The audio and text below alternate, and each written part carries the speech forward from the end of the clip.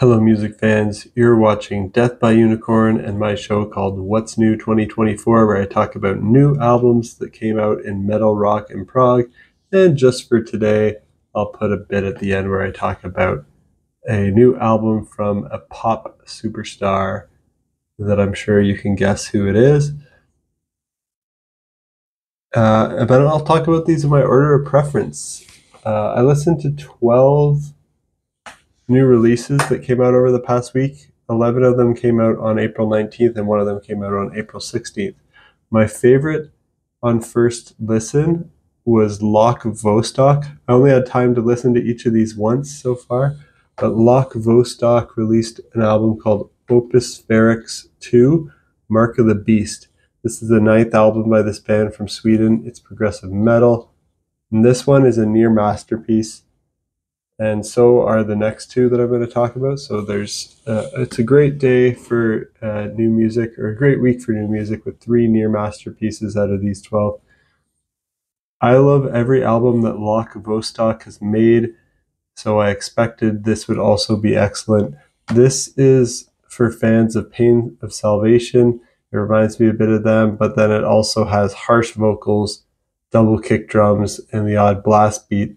So imagine adding those elements to Pain of Salvation, like adding a little bit of like a melodic death metal into Pain of Salvation sound, but also maybe even some like epic, heavy, and power metal style vocals. That's what this sounds like to me. The clean vocals here are so powerful. They sometimes border on operatic sounding when he belts out the high notes. I know that vocal style isn't for everyone, but I think the vocals on this album are great. And the songs are just awesome, and the album flows from start to beginning. It just takes me on a nice journey. Second album that I want to talk about today is Dvne and their album Voidkind, another near masterpiece. This is the 3rd album by this band from the UK. Now this is more on the progressive sludge metal side. Think like Mastodon. It's got a lot of post metal and maybe even some stoner doom influences.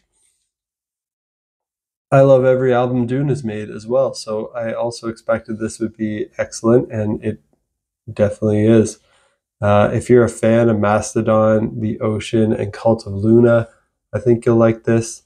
There are a lot of great riffs on here that remind me of Mastodon. I love the opening riff of Eleonora, for example, but I really love the riffs on all the songs here. And next, I want to mention In Vain and their album Solemn. This is the 5th album by this band from Norway, and this is progressive death metal. Another near masterpiece. Somehow I'd never listened to a full album by this band before, even though In Vain is right up my alley. Based on the singles that I heard on this album, I knew this would be another contender for my top 10 albums of the year. And I think all 3 of these that I've mentioned so far are currently in my top 10 of the year. In Vain remind me of mid-era Opeth on this release, when Opeth was in their progressive death metal phase, which is the phase of Opeth that I love the most. So if you're missing that sound of Opeth from Ghost Reveries and Watershed and Blackwater Park and Deliverance, this is a good album for you to check out if you want that kind of sound. Even a little bit of like maybe still life kind of sounds in there. And 4th album that I want to mention, now we're leaving my near masterpiece tier and jumping to my excellent tier, which is the one right below that. I'm going to talk about Vanden Plas with the Empyrean equation of the long lost things. A long album name. It's the 11th album by this German band. It's another progressive metal. So I'm starting the list here with 4 progressive metal albums, and then I get into some of the other genres that I listen to in my next picks. This one is excellent. The singles sounded good and catchy. This kind of reminds me of old school 80s and 90s progressive metal sound, but Vanden Plas has even catchier hooks and choruses than most bands in that style. I can't say enough about how epic and catchy the choruses are, like the chorus of My Icarian Flight and the Sacrilegious Mind Machine. These choruses remind me of the catchiest Iron Maiden and Judas Priest songs. The instrumental interludes in each song make them nice and proggy, though, much more progressive than Iron Maiden and Judas Priest. I think fans of Symphony X would like the interludes in these Vanden Plas songs in particular. The last song is a prog epic that reminds me of Dream Theater's Pull Me Under in some places. So check it out if that sounds appealing to you. That is Vanden Plas with the Empyrean equation of long lost things. Next up, I've got a metalcore album by SeeYouSpaceCowboy called Coup de Grace. It's metalcore with post-hardcore, emo, and mathcore influences. The third album by this American band. This is also my excellent tier. Another band that I hadn't listened to an album by before, but I did hear the single To the Dance Floor for Shelter, which features Courtney LaPlante, and I love Courtney LaPlante's vocals from Spirit Box and I Wrestled a Bear Once. So I checked out the single with her on it and I enjoyed it. It got me interested in checking out the album. The album features a lot of that emo-influenced metalcore with a lot of the dissonant panic chords and breakdowns, harsh vocals, but also a lot of catchy, clean, poppy choruses and vocal hooks with that emo style of singing. I think fans of Under Oath and The Devil Wears Prada would like this.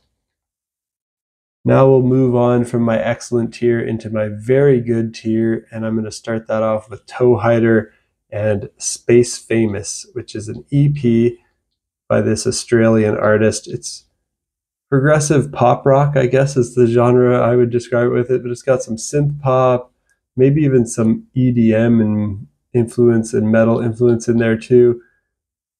Very good album, or very good EP. Toehider is just an amazing musical project by the very talented Australian Michael Mills. Here he's continuing his project of releasing 12 EPs in 12 months. This is his 9th, and each EP has a very different style and sound to it. This one has a space theme. It has some synthy dance pop that reminds me of Queen in their disco era. But then later in the EP, there's also some stuff that sounds like prog rock with some metal hints. His vocals are amazing as always, so are the guitars, drums, and even the production. Michael Mills does everything himself here, so it's just truly amazing. Check out Toehider, Space Famous, if that sounds appealing to you. Next up, I have another metalcore album for you by The Ghost Inside called Searching for Solace. This is the 6th album by this American band. It's melodic metalcore, another very good tier album. Another one where I'd never heard an album by this band before, but I did hear the single Wash It Away. It reminded me of mid-2000s melodic metalcore classics that I love from bands like Killswitch Engage, Bullet for My Valentine, All That Remains, and As I Lay Dying. The whole album continues that sound, so it's a good one to check out if you like the sounds of those bands that I mentioned. And next up on my list is an EP by a band called Menomena, called the Insulation EP. Thanks to Kyle over at All Media Reviews for putting this one on my radar. I saw him mention it. And this is experimental indie rock with some progressive influences, and I have it in my very good tier as well. Pretty nice, soft indie rock songs. Definitely some interesting arrangements here, interesting instruments used, interesting sounds of production. Looks like there are only 2 active members in this band, but that's strange because I heard a lot of noise. I heard all sorts of instruments on this 3-track EP, a lot of things going on, including traditional rock band instruments, but also horns, though those might be sampled rather than performed. I can't really tell. So it'd be interesting to see how a 2-person band pulls it off live. I'm assuming they must bring in some extra musicians or play with some backing tracks. But the music on here is pretty cool. So check out Menomena. I'm not sure how to pronounce that. Menomena, Menomena, and their EP, the Insulation EP. Next up, I have NOFX with Half Album, another EP, and this is punk rock with more hardcore influences from time to time, pop influences from time to time, kind of that skate punk sound that you might imagine hearing in like a Tony Hawk Pro Skater video game. And I've always liked everything I've heard by NOFX, but I've never loved it or been really grabbed by it. But I figured I'd check this one out to respect the fact that this band has been going since 1983, and they're still putting out music over 40 years later that sounds cool. The Last Drag was my favorite song on my first listen. I love the tempo changes and the energy in that song. And this is the first album that I'm just putting in my good tier, not quite up to the very good standards, but still good. Next, I got 3 more to go here. I know this is going to be a bit longer. I listened to a lot this week, so it's a bit longer than most of my videos, but I hope you find my commentary and these releases interesting. And let me know down in the comments below which of these you like the most, and what you think of these albums that I'm talking about today, and if you listen to anything else that came out recently that you think I'd enjoy. And hit that like and subscribe if you want to stay in the loop on other things I'm listening to. Without further ado, let's jump into the last 3 I'm going to talk about. Balance of Power released an album called Fresh from the Abyss. This is the 6th album by this band from the UK, and it's power metal. It's kind of progressive. It's got some Christian influences. Yeah, I have it in my good tier. I never listened to an album by this band before, but the early release singles I heard sounded cool. There's some very powerful female lead vocals in this band. They're raspy, they're gritty. The vocalist reminds me of Taylor Momsen from The Pretty Reckless, but the music here sounds different from that band. Imagine that style of vocal over much heavier power metal music with great guitar solos. I could vaguely hear the Christian messages in their lyrics, but they weren't too preachy, too obvious, too blatant, or over the top, so they didn't bother me as much as some other bands that have those Christian themes. So check it out if that sounds appealing to you. That is Balance of Power, Fresh from the Abyss, a good album. Listen to it if you're interested. Second last one I'm going to talk about today is Melvins with Tarantula Heart. This is the 27th album by this American band. They put out a lot of music. This is experimental sludge metal. It's like stoner rock, doom metal, alternative rock, grunge, and punk influences all mixed together. Another one in my good tier. I hadn't heard their 26th album, but I did listen to their 24th and 25th albums, and I thought they were good, but not very good to the point where I was super impressed. I respect this band. I think they're very creative and unique. I appreciate that they've had an over 40-year career since they started now, so I was interested in hearing this. The album opens with a 19-minute prog epic, which is interesting and unexpected for me. I think fans of Queens of the Stone Age, Primus, King Gizzard, and the Lizard Wizard, and Mastodon will like this album by Melvins because it sounds like a mixture of those bands. Imagine taking the quirky and weird and stoner and heavy bits of all those bands and combining them together, like the riffs of Queens of the Stone Age and Mastodon with the weirdness of Primus and King Giz. But I don't think they quite reached the level of greatness of any of those bands I'm comparing them to, unfortunately, even though they're still good. The last one I want to mention is the pop one. So if you made it to the end, you get to hear my thoughts on Taylor Swift, big pop superstar, and the Tortured Poets Department, the 11th album of this American pop star.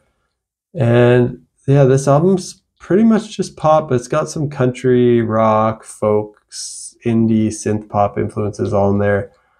And I'm not sure why I wanted to listen to this, because while I don't think her music is bad, I do find it all very kind of average, boring, and generic sounding, to the point where I don't really see why she's one of the biggest artists in the world right now, if not the biggest. So I was curious to listen to this just to see if I could understand the hype around Taylor Swift. I tried to listen to a lot of her music. I've listened to many, if not all of her albums in full at least once. I like some of her songs. They do tend to get, I tend to get bored if I listen to an album of hers in full.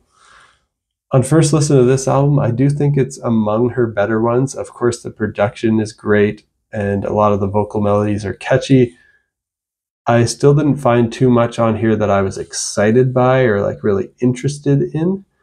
And I still have a hard time separating her from just any old average pop artist in terms of her quality. Why is she at the next level above you know, pick any random pop artist out of a hat. Yeah, I'm not sure what separates her from them. So I'm going to put this one in my average tier. It's not the worst thing I've heard this year, but not something I expect to go back to. I imagine I will hear some of these Taylor Swift songs on the radio in the future, and maybe I'll change the station, or maybe I won't. I could listen to it. I could take it or leave it. I'm happy to hear some of it again, but I wouldn't seek it out. That's Taylor Swift with the Tortured Poets Department. And that's it for my first impressions on these 12 new releases that came out over the past week. Let me know what you thought of these albums down below, and let me know if there's anything else you recommend I check out. Stay tuned for next time. Peace out.